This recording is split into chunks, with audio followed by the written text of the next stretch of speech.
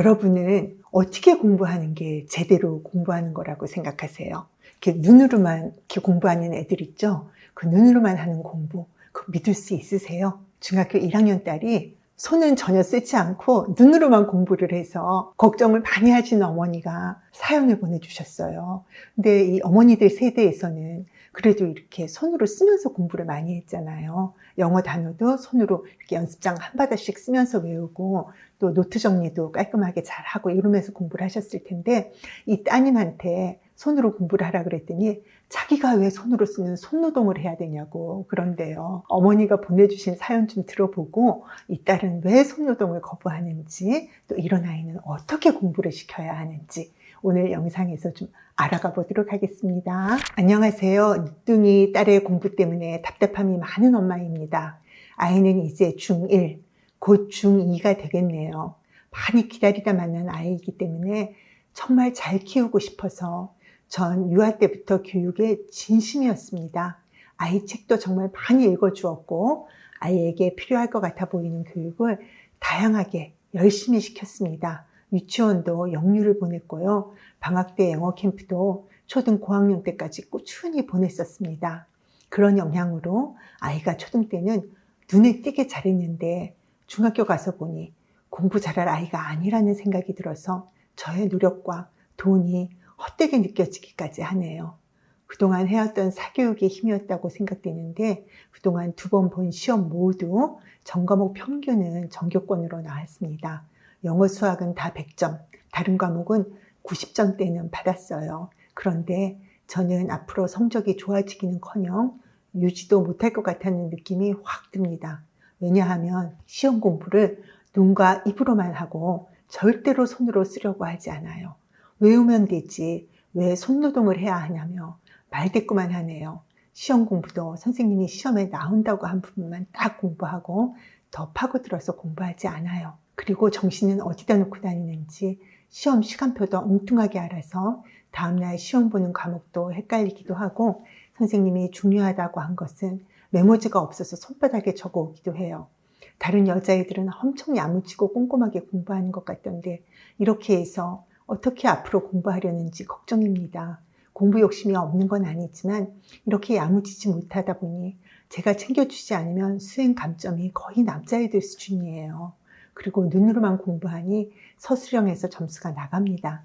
그런데 이제 제가 챙겨주는 것도 거부하고 저한테 뭘 자세히 알려주려고 하지도 않아요. 그렇다고 계획적으로 공부를 하는 것 같지도 않고요. 고집도 세고 자기 마음대로 하려고만 하네요. 학습관리 같은 거라도 받으면 좋을 것 같기도 한데 이렇게 눈과 입으로만 공부를 하고 덜렁대는 우리 딸 어떤 마음이고 앞으로 어떻게 해야 할까요? 아이고 어머니 입장에서는 마음이 조마조마하실 것 같아요.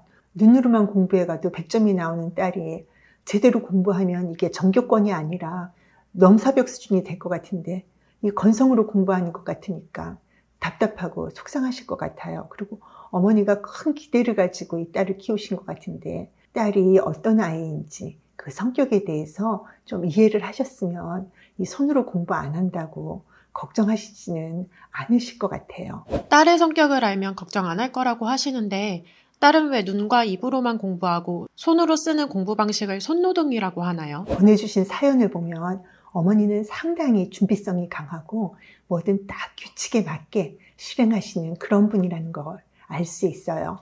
그런데 따님은 어머니하고 아주 다른 성격이에요. 이 따님은 그 여장부 성격이라고 해야 하나? 리더십이 있는 아이예요. 통이 큰 사람이죠. 통이 큰 여장부가 사소한 것을 집착할까요? 아니면 큰 틀을 잡고 추진해 나가는 스타일일까요? 그렇죠. 큰 틀을 잡고 추진해 나가는 스타일이에요. 공부할 때도요, 쫙 눈으로 한번 보면 큰 틀이 딱 잡히는데 왜 손으로 써야 하지? 그런 쓸데없는 짓을 왜 하지? 머리로 되는데 웬 손노동? 그런 생각을 할 거예요. 그렇지만 아무리 여장부라고 해도 겨우 중학교 1학년 아이면 이 어른의 눈으로 봤을 때는 이 아이가 여장부로 보일까요? 아니면 지 고집대로 하는 찬찬치 못한 아이로 보일까요?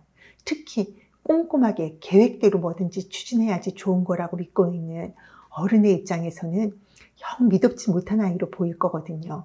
그래서 어머니는 아이가 하는 것이 불안하고 뭔가 제대로 안 하고 있다는 생각이 드시는 거죠. 제가 이런 성격을 가진 남학생에 대한 영상은 여러 개 올렸는데 여학생에 대한 건 별로 없었던 것 같아요.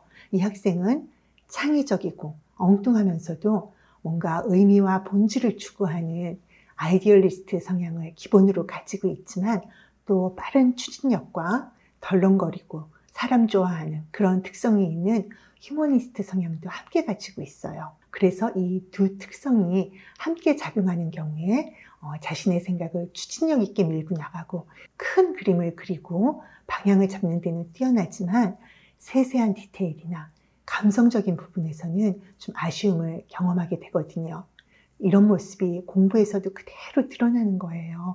더군다나 자신이 정말 의미를 두고 꼭 이루고 싶은 일이라든지 아니면 나름 도전적인 과제라서 신경을 써야 하는 경우가 아니면 정말 대충 하게 되는 경향이 강해요. 이 학생은 이제 그동안 어머니의 열성으로 초등 때부터 사교육으로 다져진 나름의 실력이 있는 것 같아요.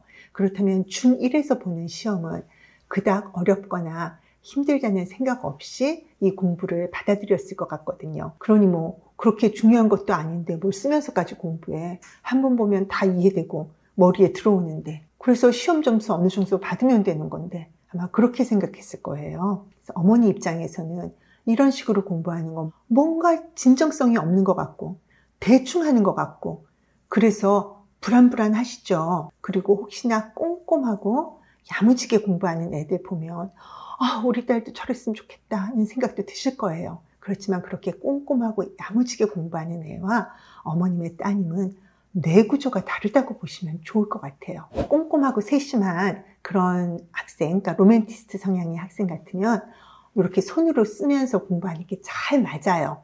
그런데 이 학생에게는 그 방법보다는 머릿속으로 전체적인 체계를 잡는 공부가 더 잘 맞아요.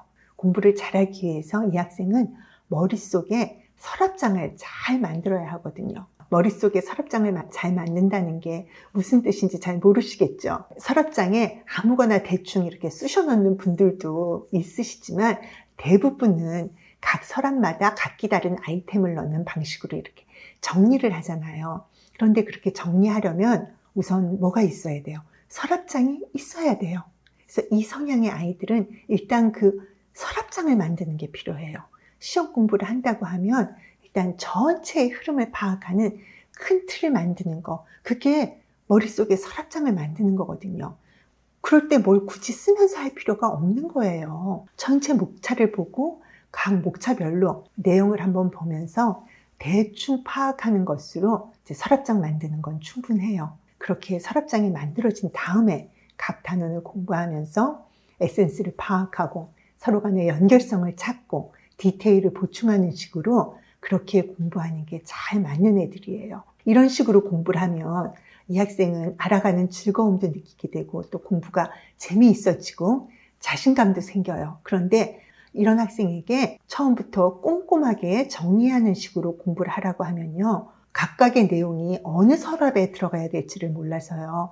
뭔가 뒤죽박죽이 되어버려요. 서랍장이 아직 없는데 상세한 내용이 막 들어가니까 이게 얘를 어디다 넣어야 될지를 모르겠는 거예요. 그래서 어머니가 말하는 그 손으로 하는 공부가 이 학생에게는 효율적이지도 않고 안 맞는다고 하는 거예요. 그래서 자녀의 성격을 알고 그 성격에 따라 자기에게 맞는 공부 방법을 이해하는 게 정말 중요해요. 어머니도 그걸 아셨으면 손공부 안 한다고 이렇게 걱정이 되지는 않으셨을 거잖아요. 그렇지만 지금 이 학생도 딱 이렇게 머릿속에 서랍장을 만드는 방식으로 그렇게 공부를 제대로 하고 있지는 않은 것 같아요.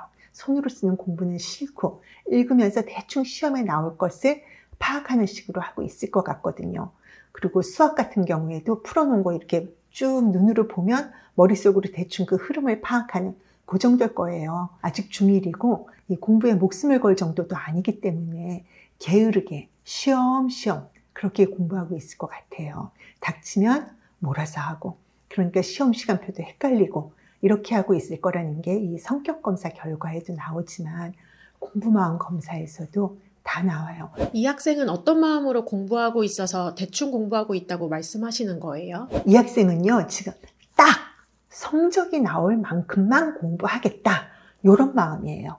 그러니까 공부를 잘해야 한다는 나름의 욕심은 있는 것 같은데 공부를 재미있어서 하고 적극적인 마음으로 하는 것 같지는 않아요. 그렇지만 이 학생은 그래도 내가 성적을 이만큼 받아오니 엄마는 나한테 잔소리, 참견 그만했으면 좋겠어요. 이런 마음일 거거든요. 그래서 이 학생은 자기가 좋아서 공부하는 게 아니고요. 엄마한테 잔소리 듣기 싫으니까 그걸 차단하자는 마음, 그리고 친구들 사이에서 그래도 좀 잘나고 싶은 마음이 있어서 시험 때에 맞춰서 이제 공부를 하고 있을 거예요. 그래서 어머님 눈에 안 찰 것 같아요.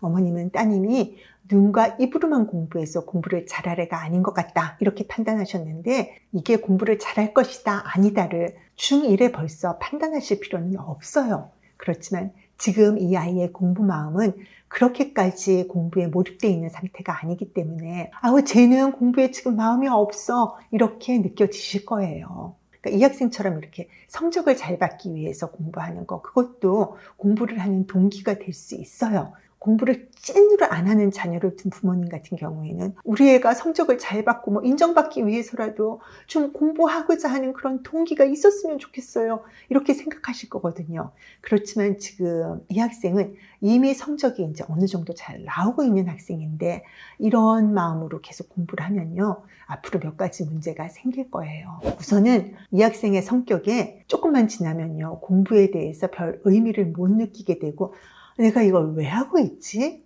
하는 회의감에 빠질 수 있는 그런 문제가 있어요. 그럼 점점 공부가 자기한테 중요하지 않게 되고 공부에서 손을 놓게 되겠지요. 그리고 또 하나 예상되는 문제는, 공부를 딱 어느 정도 그 성적 나올 수준까지만 하고 말면요, 실력이 체계적으로 쌓이지 않아요. 지금 중1인데 이런 마음으로 계속 공부하면요, 고등학교 가서 실력에 구멍이 생기기 때문에 이거 분명히 공부했었는데 나 이거 아는데 근데 이게 뭐더라? 이런 상태가 되고 말거든요. 그러면 고등학교 가서 성적이 오를 수가 없어요. 그리고 이제 또 하나의 문제는, 이런 마음으로 공부할 때는 평소 생활 관리가 잘 안 돼요. 이 학생이 지금 계획을 세워서 하루에 일정 시간 늘 공부하는 그런 생활을 하는 것도 아니고, 지금 뭐든 닥치면 하자는 그런 마음으로 공부하고 있거든요. 안 그래도 이 덜렁대는 성격의 학생이 생활도 이렇게 하고 있으니까 여기저기 구멍이 막 생겨요. 수행도 구멍 나고 시험 시간표 때 헷갈리게 되고 그런 거예요. 근데 이런 식의 생활이 공부를 그냥 어느 정도 인정받는 것에 의미를 두는 마음과 이렇게 관련이 돼 있어요. 이런 학생이 뭔가를 제대로 하려고 하면요, 확 꽂혀서 막 밀어붙이면서 해야지 제대로 하거든요. 그런데 지금 본인이 그렇게 꽂히지도 않은 것을 인정받기 위해서 이렇게 하고 있으니까 적극적인 대처가 안 되는 거예요. 그래서 지금 이 학생의 공부 마음으로는 성적이 지금은 잘 나오고 있지만 점차 공부에서 마음이 멀어질 거라는 거를 예견해줘요. 그리고 성적이 안 나오게 되잖아요. 그러면 이런 성격의 학생은 학교 생활에서 자신이 더 이상 잘난 척이 안 되잖아요. 그렇기 때문에 여러 가지 스트레스를 느끼게 되거든요. 그러면 다른 문제들이 발생하게 돼요. 그래서 이 학생의 공부 마음이 바뀔 필요가 아주 절실해요. 능력도 되고 그동안 어머님의 열성으로 쌓인 기초도 있는데, 공부를 자신이 왜 해야 하는지 지금 깨닫고 자신에게 맞는 방법을 찾아야 할 것 같아요. 어떻게 하면 이 학생이 자신에게 맞는 공부 방법도 찾고 공부의 의미도 찾을 수 있을까요? 지금 이 학생이 엄마의 간섭에서 벗어나고 싶어서 어느 정도 성적을 받으려는 그런 마음이잖아요. 내가 이 정도 했으니까 간섭하지 마, 이런 마음인데, 그것도 역시 엄마 중심의 공부예요. 공부의 잣대가 엄마인 거죠. 그래서 저는 이 학생이 상담을 받으면서 엄마를 기준으로 삼지 않고 스스로 자기를 드러내고 자신이 주체가 되는 방향으로 생각을 만들어갈 필요가 있다고 생각해요. 이 학생이 왜 너는 너를 위해서 공부하지 않니? 라는 질문만 들어도요, 아마 망치로 머리 맞은 것 같은 그런 느낌 들 거거든요. 이런 학생은 너 문제 있어, 이렇게 공부하는 거. 얘 너는 공부할 능력이 안 돼, 이런 식으로 기를 죽이면 안 되지만요, 자신의 현실을 직시할 수 있는 현타 오는 질문을 해서 스스로 지금 어떤 상태인지를 알게 할 필요는 있거든요. 그래서 이 질문을 받는 순간에는 또 이 학생이 자존심이 있는 학생이라서 이런저런 변명을 할 수도 있어요. 그렇지만 본인도 생각을 해볼 거예요. 이렇게 스스로 생각을 한 끝에 자신이 그래도 공부 잘하는 사람으로 인정을 받고 싶다, 이런 답을 얻을 수도 있고, 나는 뭔가 좋은 대학, 나름의 성공적인 삶을 살고 싶다. 이렇게 생각할 수도 있어요. 그동안 별 생각 없이 인정받을 때 자기가 뿌듯함이 느껴지고 그냥 그게 좋았기 때문에 그렇게 하려고 하는 것과 자기가 깊이 자신에 대해서 생각해보고 뭐가 자신에게 중요한지 스스로 점검을 하고 나는 인정받는 거 좋아해. 그리고 나는 내 자존심을 지키고 싶어. 그래서 어느 정도 수준까지는 하고 싶어. 이렇게 결정하는 거는 굉장히 달라요. 자신이 스스로의 마음을 알고 결정을 하면요. 훨씬 적극적인 태도를 갖게 돼요. 그리고 이런 학생에게는 현실적이고 구체적인 목표가 있는 게 아주 중요해요. 이 아이는 여장부 같은 그런 아이라서 그 목표를 이루겠다고 딱 마음을 먹으면 전력 질주를 할 수 있거든요. 그래서 전국형 자사고를 들어가 보겠다거나 특목고를 가겠다거나 그런 어떤 구체적인 목표를 스스로 만들 수 있으면요.